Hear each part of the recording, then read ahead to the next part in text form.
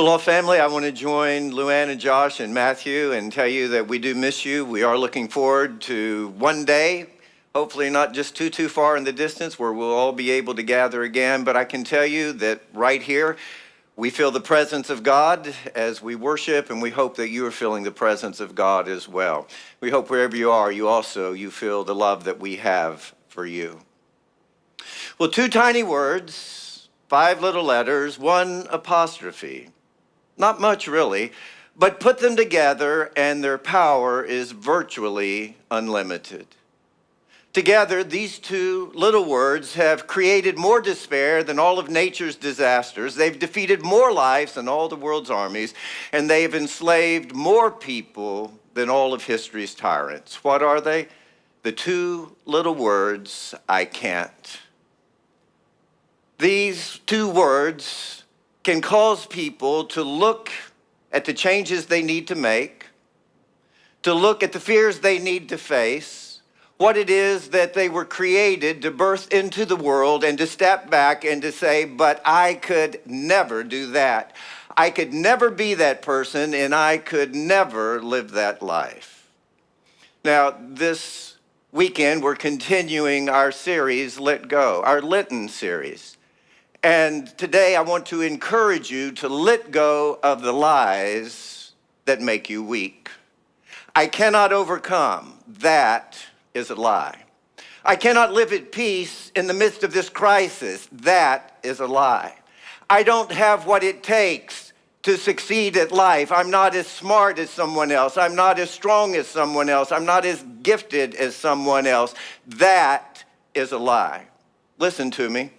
The gospel of Jesus Christ is not you aren't and you can't. The gospel of Jesus Christ is by the grace of God you are and you can.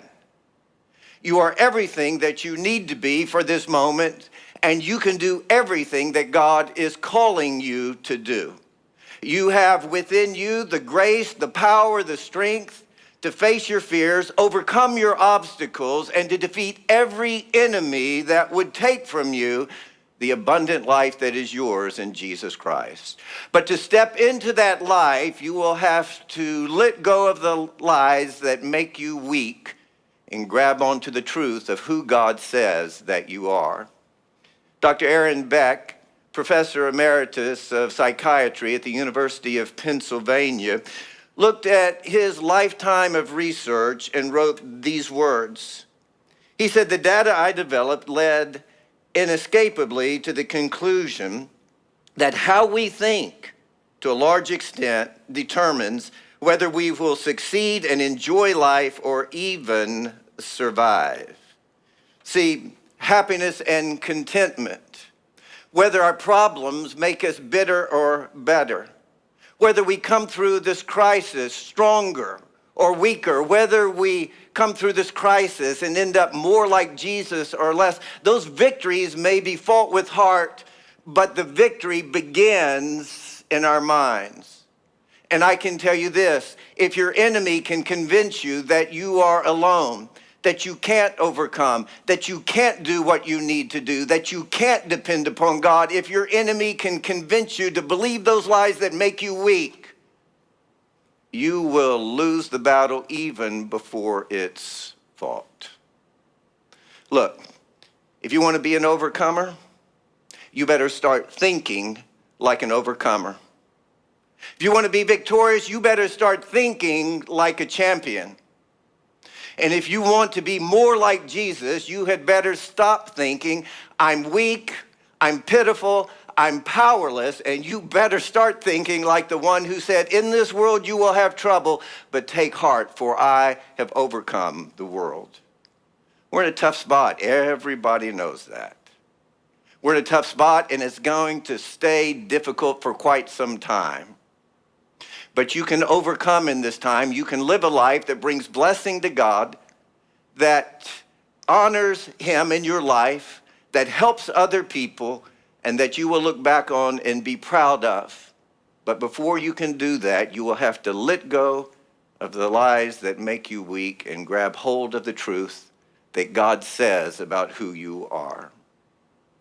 Now, when we meet Gideon in the book of Judges, He is a little man living a frightened life in a world that is full of big problems. Things have been tough for quite some time. For 7 years, a powerful tribe, the Midianites, have descended upon the Israelites every year for 7 years, right at the time of harvest.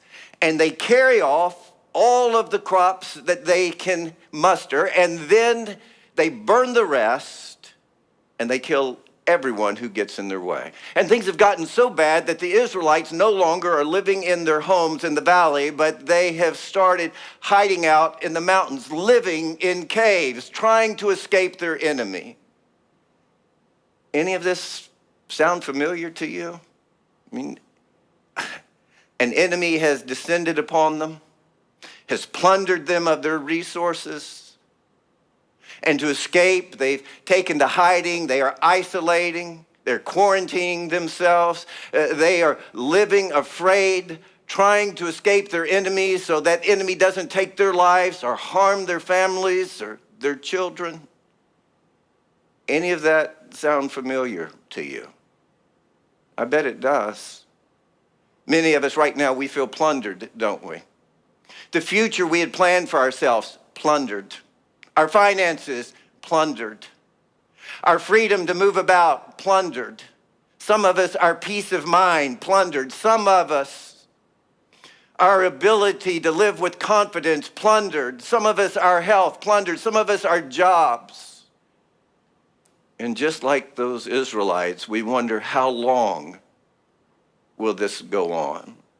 That's exactly where Gideon was. That's exactly where the Israelites were. We're going to look at this story and see what God taught Gideon and see what we can learn from the lessons that Gideon learned in his life as well. Now, look with me, if you will. An angel of the Lord appears to Gideon and says to him, "Go in the strength you have and save Israel out of Midian's hand."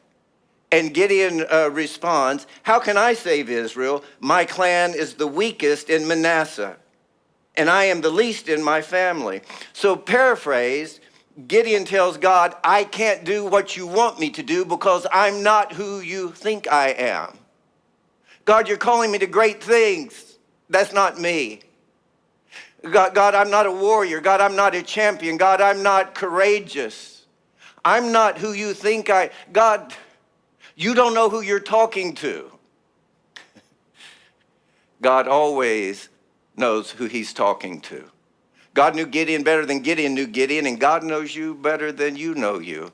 And God told Gideon, and God tells you, you are a mighty warrior. You are a champion. You have what it takes. You can do whatever is required to overcome in this moment, to live a great life, to glorify God, and bring good into the lives of others. So what are some of the truths that we need to grab onto? What are some of the truths for people in this moment that we need to grab onto? What are some of the truths for people who live by, I can't, I'm not, I couldn't ever? What are the truths that we need to grab onto? Well, the same three truths that God taught Gideon. And the first one is this: God is with me. Say that if you will, God is with me. Let's get back to the story, Judges chapter 6, verse 12. The angel of the Lord appeared to Gideon and said, "The Lord is with you, mighty warrior." And Gideon's response is so real, it's just like we would respond.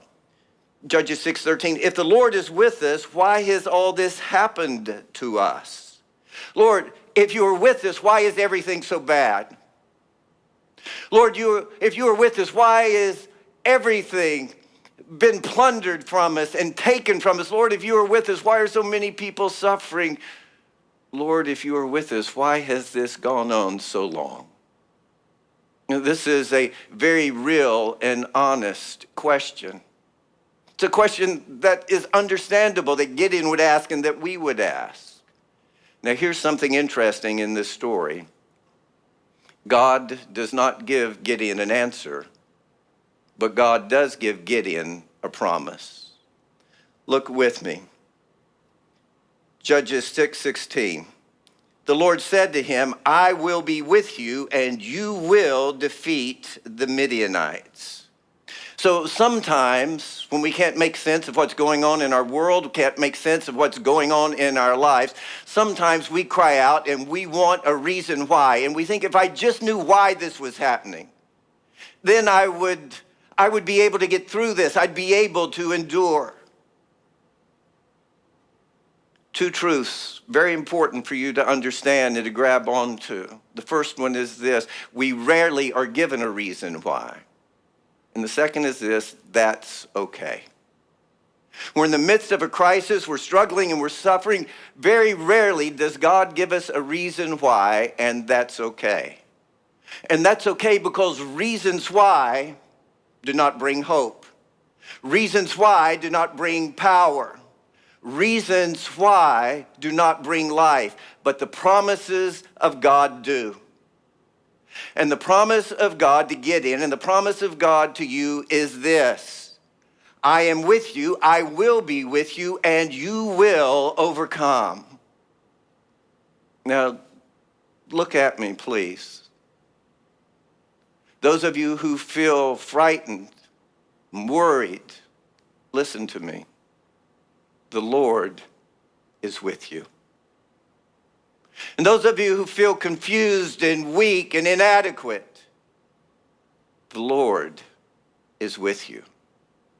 And those of you who have lost much, and those of you who are struggling with your health, listen, the Lord is with you. And those of you who are thinking, I don't know how long I can do this. I don't know how long I can hold it together. You're worried for your family, you're worried for your children, you're worried about your parents. Listen, the Lord is with you. He understands, and He is with you, and He will be with you, and you will defeat your enemies and overcome. This is a promise that God has given His people over and over again as they go through the most difficult of times. In Isaiah chapter 41, we read these words. God says, do not fear, for I am with you. Do not be dismayed, for I am your God. I will strengthen you and help you. I will uphold you with my righteous hand. The enemy wants you to believe that you are alone. The enemy wants you to believe that if you do not have a reason why, if you do not have a plan for how, if you do not have a timetable when, that you are lost and that you will never overcome. But those are lies that make you weak.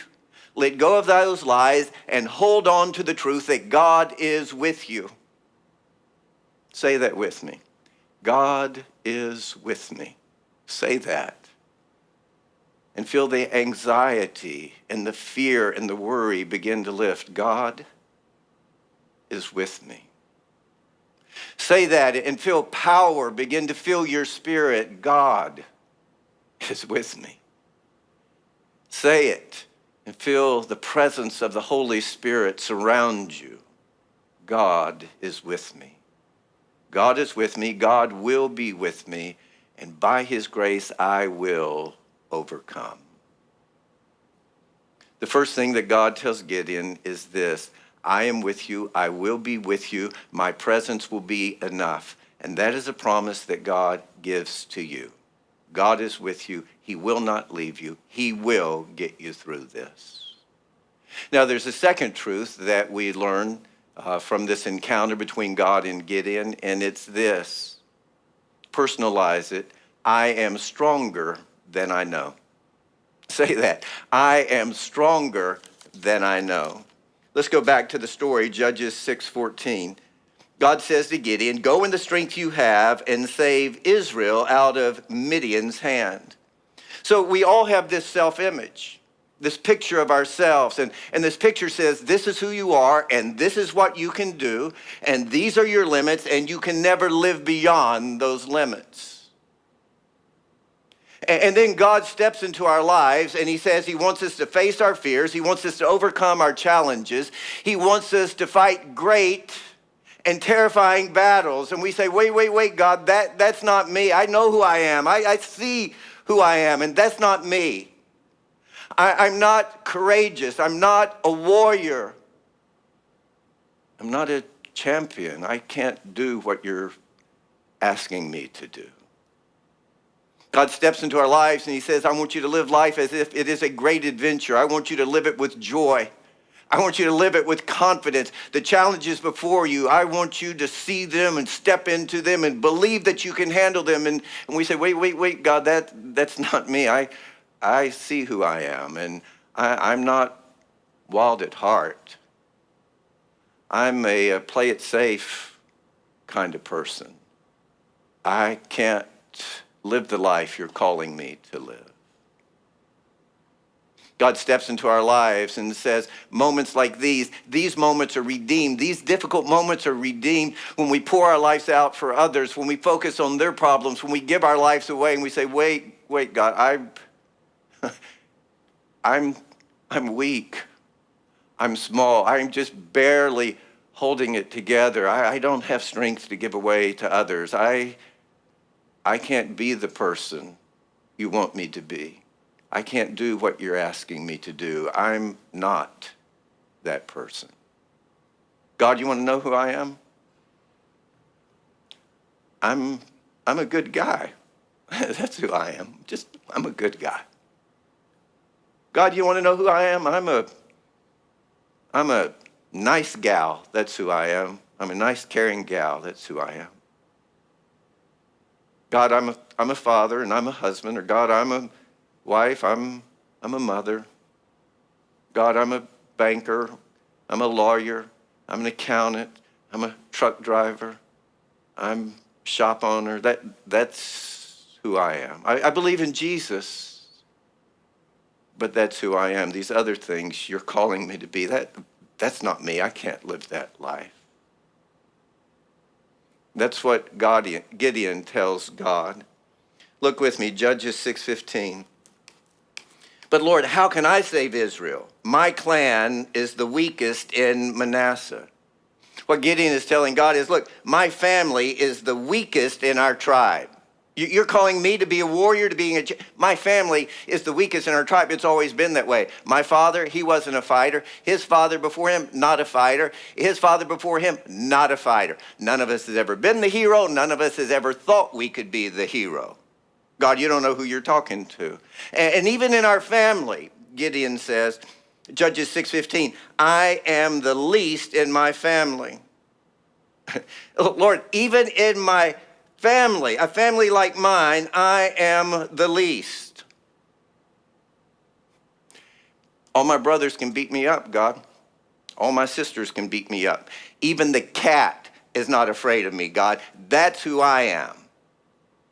I cannot possibly do the things that you're calling me to do. And what does God say to Gideon? Judges 6:14, go in the strength you have and save Israel out of Midian's hand. God tells Gideon, you are stronger than you know. And God tells you the same thing. You are stronger than you know. Look at how this encounter with God begins. The angel of the Lord appeared to Gideon and said, the Lord is with you, mighty warrior. Gideon says, I know who I am. I am the least of the least. That's me.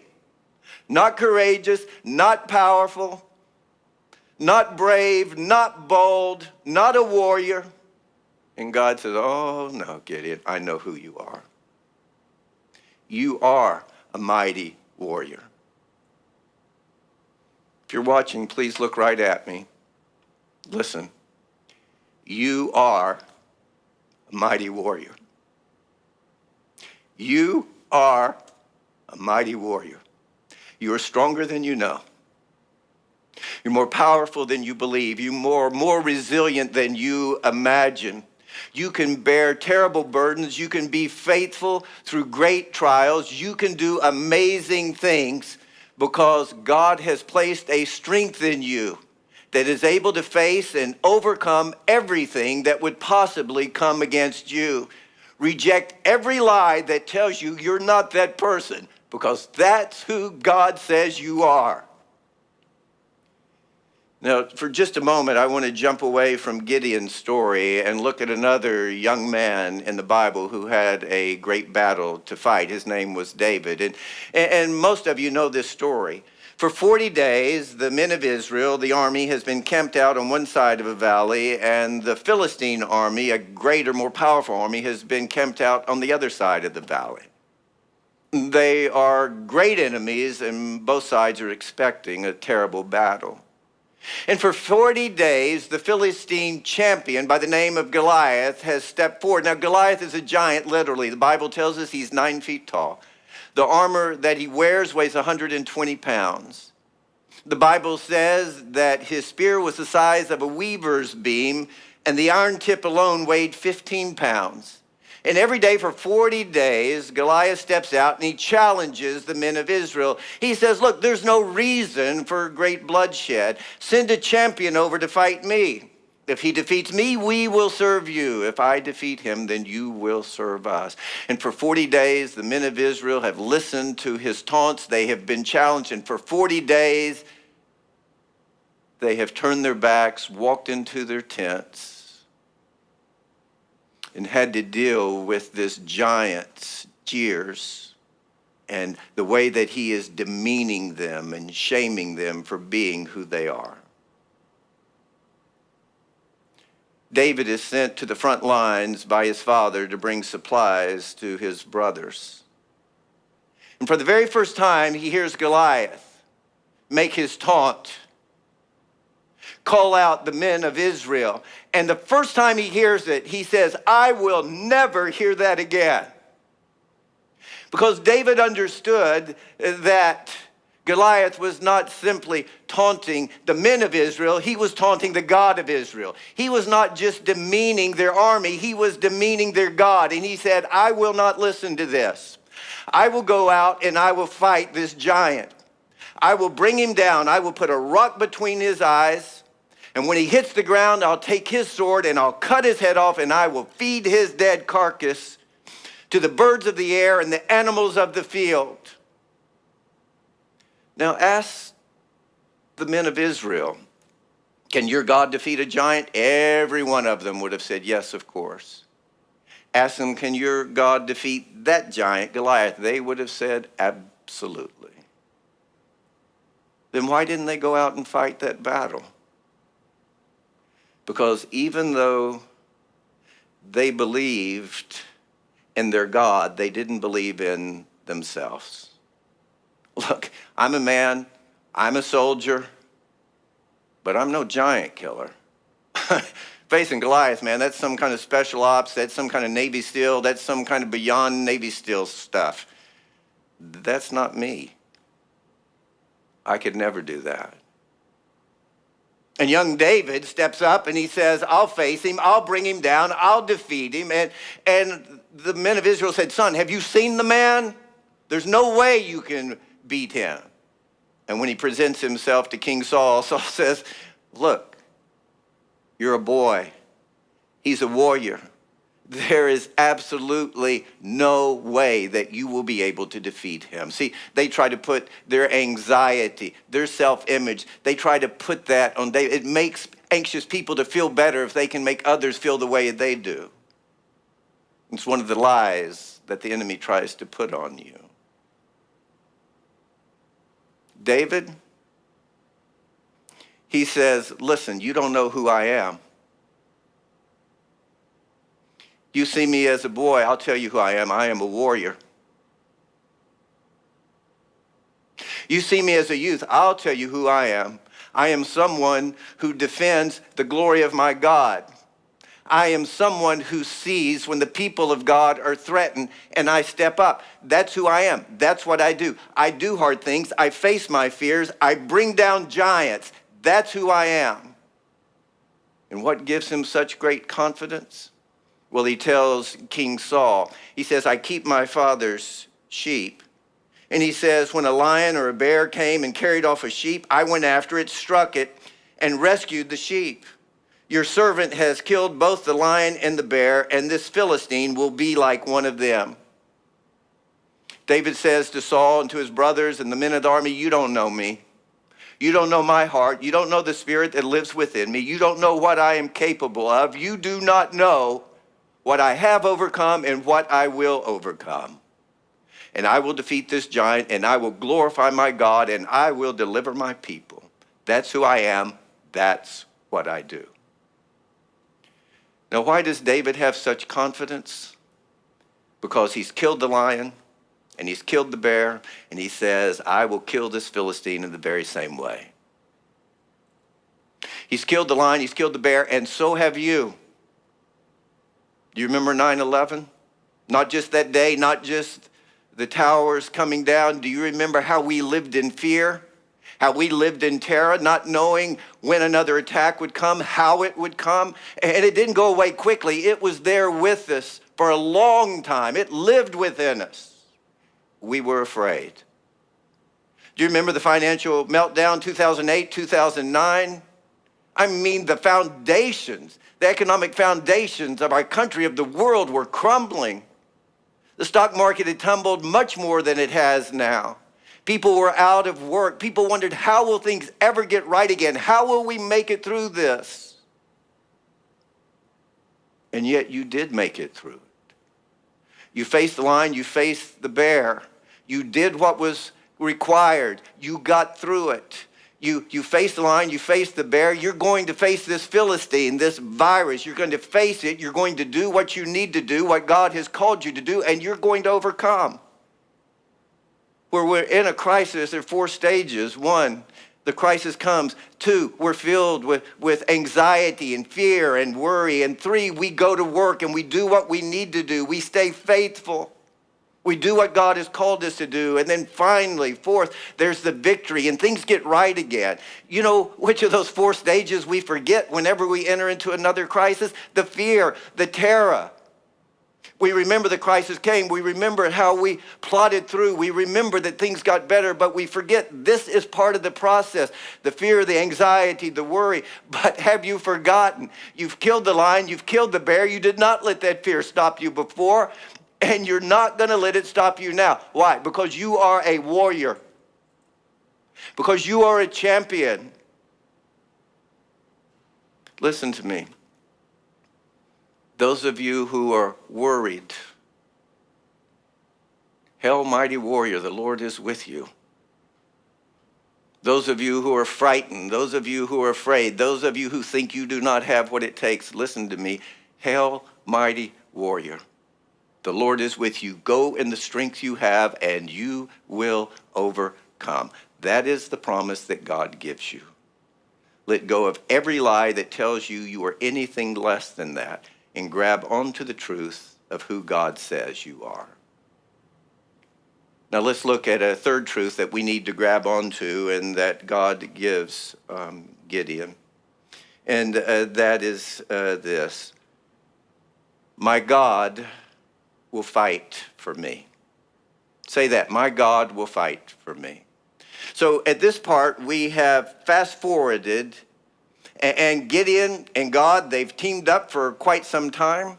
Gideon's learned a lot of lessons. He's raised an army, and they have won some battles. And now it's time for the great decisive battle against the Midianites that's going to set his people free. And here's what God says to Gideon. He says, the people with you are too many. If I let all of you fight the Midianites, the Israelites will boast to me that they saved themselves by their own strength. So Gideon says to God, what's the plan for this battle? And God says, well, I got a plan. And first of all, you're going to have to send some men away. You've got too many. You've got about 30,000. And Gideon says, okay, what's my number? And God says, 29,700. Gideon says, that sounds fine. I keep 29,700. No, God says, you send away 29,700. You keep 300. And Gideon's come a long way. He says, yes, Lord, we'll do what you say. And he sends away all but 300 men. And then Gideon says to God, so what's the next part of the plan? God says, I think you'll like it. It's a little unusual, but I think you'll like it. Okay, the 300 men, here's what I want you to do. I want you to give everyone a bugle. Okay? What else? I want you to give every one of them a torch. That's very important for the plan. Make certain everyone has a torch they can hold up. Okay. And then what? He said, I want you to teach them something kind of snappy to shout out. It's like, for the Lord and for Gideon, something like that. So practice with them. Make certain they really get into it when the moment comes. And so put it all together. And here's the deal. I want your 300 men. I want you to surround the Midianites late at night. And I want you to give the order. And then I want them all to blow on their bugle. I want them all to lift their torch really high. And then go with the slogan, man. Cry it out. For the Lord and for Gideon. Now, if I'm Gideon, I'm saying, Lord, I'm going to do it your way. But seriously, what's the plan? I mean, this is the plan right here. This is the plan. I know I'm kind of new at this general stuff, but it just seems to me like 30,000 men with swords is a lot more imposing than 300 guys with trumpets playing the boogie-woogie bugle boy from Company B. It just seems like the sword idea is better. That's what I would say. But that's not what Gideon says. And sure enough, late at night, they surround the Midianite camp. Gideon gives the command. His men blow their trumpets, they raise their torches, and they cry out for the Lord and for Gideon. And the Midianites believe that they are being beset upon by a huge Israelite army. And in the darkness, they grab their swords and they begin fighting with anyone that they see. They begin to slaughter each other. And finally, a great fear comes upon them and they disperse and they run away. And that's how Gideon delivered the Israelites and defeated the Midianites. Except, of course, Gideon didn't really do it, did he? God did it. That was the plan. That was always God's plan. See, Gideon didn't need the strength to defeat the Midianites. He just needed the strength to trust God. He just needed the strength to be obedient. He just needed the strength to face his fears. He just needed the strength to stay calm. He just needed the strength to do what God told him to do. And that's all the strength that you need. And you have that strength. And you can be certain God will fight for you. He will fight your battles, and he will bring you to a better place. Well, son, I'll tell you, life for me ain't been no crystal stair. It's had tacks in it and splinters and boards torn up and places with no carpet on the floor bare. But all the time, I've been climbing on and reaching landings and turning corners and sometimes going in the dark where there ain't been no light. So boy, don't you turn back. Don't you sit down on the steps, 'cause you find it's kind of hard. Don't you fall now. For I still climbing, honey. I still going. And life for me ain't been no crystal stair. Let's pray together. Gracious God, it looks like we're done with crystal stair time for some while. The climbing is pretty difficult for some of us. We're in a place where it feels like there's no light. We're turning corners and reaching landings, and we don't even know if we're making any progress or not. Lord, I pray especially for those who are struggling right now, those who are worried and afraid, and whether they're worried and afraid for themselves or for others. I pray, Lord God, that you will deliver them from every lie that would make them weak. Every lie that tells them that they're less than they are, every lie that tells them that they're alone, deliver them from every fear that they do not have what it takes, and Lord, enable them to grab onto the truth of who you say they are. Lord, give every one of us the ability to stop telling you who we're not and to start believing who you say we are. Lord, I pray that everyone who sees this message, I pray that you will give them the ability to believe that you are with them and to experience that. I pray that you will cause them to believe that they are stronger than they know. They are a mighty warrior. And Lord, I pray that you would give them, every one of them, the ability to believe that you will fight for them. If we will just be faithful, if we will just do what you say, Lord, you will fight for us and you will win the day. And we will look back and we will give you the glory. We will give you the honor. We will give you the praise. We just ask that in some way we might reflect well on you and on your Son, Jesus. For it's in his name we pray. Well, listen, each week we are giving you some challenges that we hope will help you to let go of something and take hold of something else. So the first thing I would ask you to do is to name the fear that has created the most worry and anxiety in your life. The fear that I won't know what to do, I'm not prepared, I don't have enough, I won't be able to meet the challenge, I might get sick. Whatever it is, don't just have some kind of free-floating fear and worry. Name it. Figure out what it is and then bring it to God and ask him to take it from you. I would also encourage you to figure out the lie that you believe about yourself that tells you that you're less than you are. It may be the lie that I'm not worthy of God's love, or I'm not worthy of his help, or I'm not strong. Whatever that lie is, I want you to look at that lie. And then I want you to look at what God says about you and let go of the lie and grab onto that.